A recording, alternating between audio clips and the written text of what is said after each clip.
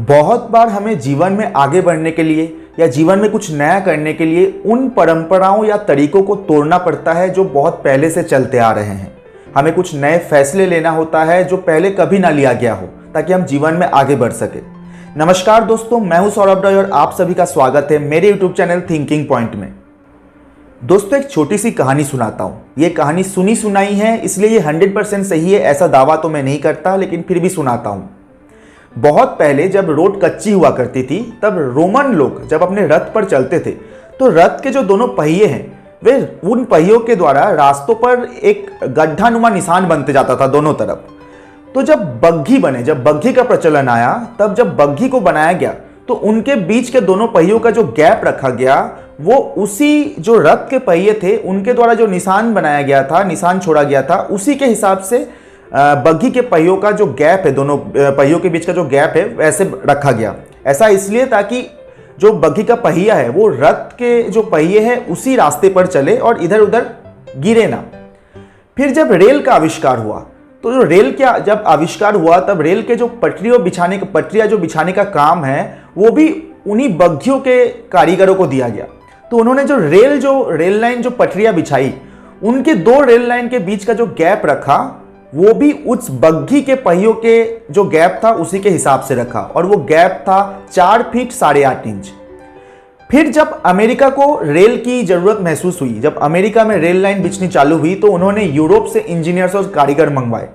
तो उन्होंने जब अमेरिका में जो रेल लाइन बिछाई तो दो रेल लाइन के बीच में जो गैप रखा वो भी 4 फीट 8.5 इंच रखा, और जो रेलवे के जो बोगियां हैं, जो डिब्बे हैं, वो उसी हिसाब से बने। दोस्तों, अब इस कहानी को थोड़ी देर यहीं पे छोड़ते हैं और एक नई कहानी सुनाते हैं। दोस्तों, अमेरिका के जो स्पेस शटल है, जो स्पेस शिप है, जो इंटरनेशनल स्पेस स्टेशन तक जाता है, उसके नीचे 2 फ्यूल सिलेंडर लगे होते हैं, और ये फ्यूल सिलेंडर बनते हैं ऊटा में, और जो स्पेसशिप जो लॉन्च होता है वो होता है फ्लोरिडा में। ये जो फ्यूल सिलेंडर से ये इतने भारी होते हैं कि इन्हें हवाई जहाज या ट्रकों से ट्रांसपोर्ट नहीं किया जा सकता। इसे या तो शिप से या फिर रेलवे के द्वारा ही इसे ट्रांसपोर्ट किया जा सकता है। अब ऊटा के पास कोई समुद्री तट तो था नहीं, तो एकमात्र रास्ता जो है वो है रेलवे के जरिए ही उन फ्यूल सिलेंडरों को फ्लोरिडा तक पहुंचाया जा सकता था। ऊटा और फ्लोरिडा के बीच में एक सुरंग पड़ता है। अब जो सिलेंडर है, जो फ्यूल सिलेंडर है, उसकी चौड़ाई सुरंग की चौड़ाई से ज्यादा नहीं हो सकती थी, तो फिर वो सुरंग से निकलेगा कैसे?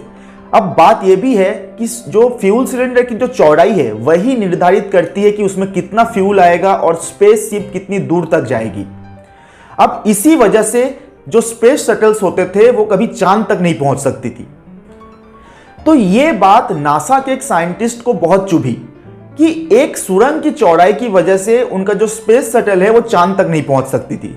तो ऐसा क्यों? सुरंग की चौड़ाई जो बनी है वो बनी है रेलवे के डिब्बों के हिसाब से। रेलवे के डिब्बे जो बने हैं वो पटरियों के चौड़ाई की वजह से। जो पटरियां जो बनी हैं वो बग्घियों के पहियों के बीच के जो गैप है उसके आधार पर बना है पटरियां। और जो बग्घियों के जो पहियों के जो डिस्टेंस है वो किस आधार पर बनी है? वो बनी है जो रथ के जो पहिए थे उनके बीच के जो गैप है उसके आधार पर।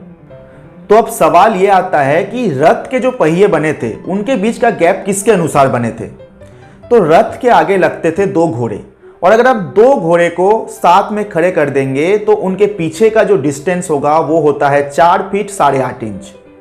दोस्तों, ठीक इसी तरह हम भी अपने जीवन में कोई फैसले इसी आधार पर लेते हैं जो पहले लिए जा चुके हैं। मसलन कि आप कहाँ रहते हैं ये डिपेंड करता है कि आपके जो घर वाले हैं, आपकी फैमिली है वो कहाँ से है। आपका जो कैरियर है वो डिपेंड करता है कि आपके घर में ज़्यादा इंजीनियर है, डॉक्टर्स है या कुछ और। बहुत बार ये काम कर जाती है। लेकिन दोस्तों, अगर किसी पॉइंट पर आपको ऐसा लगे कि अमेरिका के स्पेस शटल की तरह आपकी जिंदगी भी पहले लिए गए फैसलों की वजह से आगे नहीं बढ़ पा रहे, तो आपको भी कुछ नए फैसले लेने पड़ेंगे। कुछ ऐसे फैसले जो पहले कभी ना लिया गया हो। जो चलते आ रहा है आगे भी ऐसे ही चलना चाहिए, ऐसा कहीं नहीं लिखा है। कोई बार हमें जीवन में आगे कुछ बड़ा करने के लिए, कुछ नया करने के लिए कुछ ऐसे फैसले लेने होते हैं जो ट्रेंड से अलग हो, और इसमें कोई बुराई नहीं। तो दोस्तों, उम्मीद करता हूं इस वीडियो में आपको जरूर कुछ ना कुछ सीखने को मिली होगी। ये वीडियो आपको कैसा लगा हमें कमेंट करके जरूर बताइएगा। जय हिंद।